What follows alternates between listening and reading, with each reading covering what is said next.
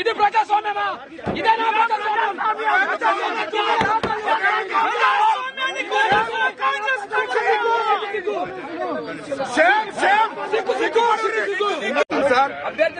వివేక్ కోసం పనిచేస్తున్న తీరు మీడియా అంతా చూస్తున్నారు సార్, ప్రపంచం అంతా చూస్తున్నారు సార్.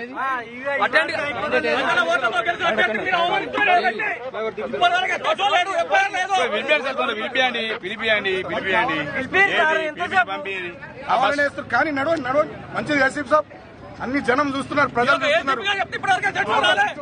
మంత్రి అనేటానికి సిగ్గుండాలి. మంత్రి అనేటానికి చేస్తాం సార్, బరాబర్ చేస్తాం. కామెంట్స్ కాదు, ఇంకా సీరియస్ గా చేస్తాం రాను రాను మంత్రి మీద.